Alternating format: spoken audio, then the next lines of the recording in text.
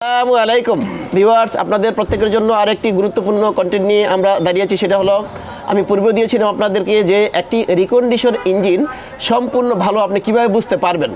একটু আপনারা সরাসরি এখানে চলে আসেন। আমরা এখানে ট্যাবেট কভারটা খুলেছি, সরাসরি একটু দেখেন। এই ট্যাবেট কভার এই যে এখানে সরাসরি আসেন, এখানে লাল লাল একটু দেখা যাচ্ছে না? যখনই পুরা এই লাল লাল দেখা যাবে, পুরা লাল হয়ে যাবে, তখন বুঝতে হবে যে এই ইঞ্জিনটা বেশ অনেক দিন চললো, ওইটাও ভালো।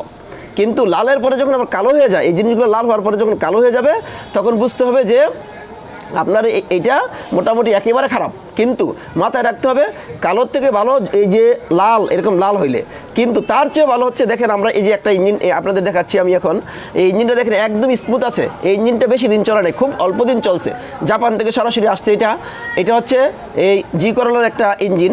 এই ইঞ্জিনটা মোটামুটি আপনারা দেখেন এবং দেখাচ্ছি আমি আপনাদেরকে। কোন জিনিসটা ভালো থাকলে পরে আপনারা বুঝতে পারবেন যে একটি রিকন্ডিশন ইঞ্জিন সম্পূর্ণ এটা ভালো অবস্থানে আছে। যেমন দেখেন আপনারা এখানে এটা একটা সুইচ আছে, এটা আমরা যেটা বলি টেম্পারেচার সুইচ বলে।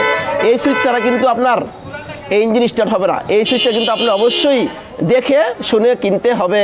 এটা কিন্তু একটা বিবিটি ইঞ্জিন, আপনারা মাথায় রাখবেন। এবং আরেকটা জিনিস আমি আপনাদেরকে দেখাই, আপনাদেরকে কিন্তু যখন এই রিকন্ডিশন ইঞ্জিন যখন আপনারা কিনবেন, আপনাদেরকে মালিকেরা ঠকাইতে চাইবে। আমি একটু দেখাই আপনাদেরকে। এই রিকন্ডিশন ইঞ্জিনের সাথে কিন্তু আপনাকে কয়েল দিবে, কারণ এই ধরনের কয়েলটা কিন্তু এই বিবিটি ইঞ্জিনের এই কয়েলের দাম কিন্তু আছে 6 থেকে 7 হাজার টাকা।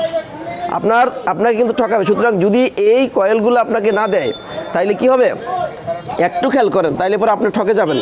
এই যে কয়েলটা একটু খেয়াল করেন, এই কয়েলটা কতটুকু স্মুথ আছে আপনি যদি খেয়াল করেন তাহলে বুঝতে পারবেন।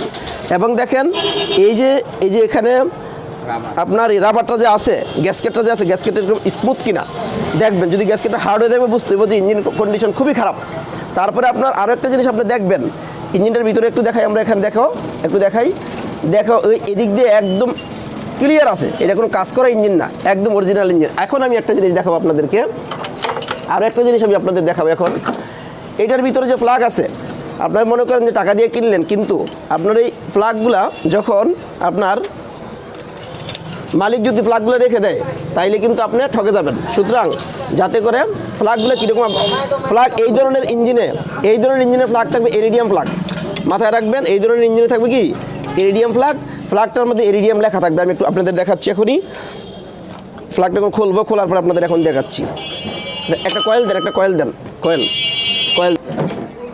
এখন এই যে আমি একটা কয়েল নিয়েছি, দেখেন কয়েল ছাড়া কিন্তু আপনি এটা খুলতে পারবেন। আমি এখন নতুন একদম একটা স্পার প্লাগ আমি খুলে দেখাচ্ছি, আপনারা কিন্তু ঠকেন না। এই দুইটা জিনিস আপনাদেরকে দিয়ে দিবে।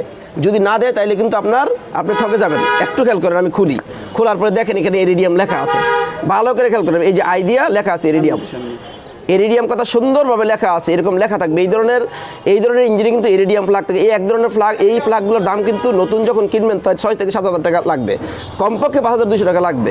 যদি আবার এই ধরনের ফ্ল্যাগ কিন্তু কিনা যায় 150 টাকা হলে। সুতরাং আপনি যদি আমার এই ভিডিওটা বারবার দেখেন, তাহলে কোনোদিনও আপনি এই রিকন্ডিশন ইঞ্জিন কিনে কোনোদিন ঠকবেন না, ঠিক আছে? তারপরে হলো আমি আরেকটা জিনিস দেখাই। এই যে এখানে আছে, এটা একটা টেম্পারেচার সুইচ। এই সুইচের কথা কিন্তু আমি বলেছি আগেও। এই সুইচ কিন্তু আপনি দেখে শুনে নিতে হবে, তারপরে এই ফ্ল্যাগটা দেখে শুনে নিতে হবে। আমরা ফ্ল্যাগটা এখন লাগিয়ে দিব, কিন্তু ফ্ল্যাগ লাগানোর সিস্টেম হলো এই ভিতরে ঢুকাই দিব আমরা। ঢুকানোর পরে এইভাবে করে সংযোগ করে দিব। মাথায় রাখবেন এই জিনিসগুলো। আপনি নিজের হাতে, আপনি যখন রিকন্ডিশন ইঞ্জিন কিনবেন, তখন অবশ্যই নিজের হাতে আমি যা বলতেছি এগুলো সব দেখে শুনে আপনি সুন্দরভাবে কেনার চেষ্টা করবেন।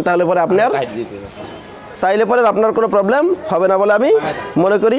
মোটামুটি এইটুক ভিডিও যদি আপনি দেখেন, তাহলে পরে অবশ্যই বুঝতে পারবেন যে একটা রিকন্ডিশন ইঞ্জিন সাধারণত কীরকম হয়, আর কোনো সময় ঠকবেন না বলে আমি মনে করি। সুতরাং ভিউয়ার্স, আমার এই ভিডিওটা যদি আপনারা বারবার দেখেন, তাহলে অবশ্যই একটি রিকন্ডিশন ইঞ্জিন কীরকম হবে এবং কীভাবে আমি ঠকবো না, সেই জিনিস অবশ্যই আপনারা ভালোভাবে বুঝতে পারবেন বলে মনে করি। ধন্যবাদ সবাইকে।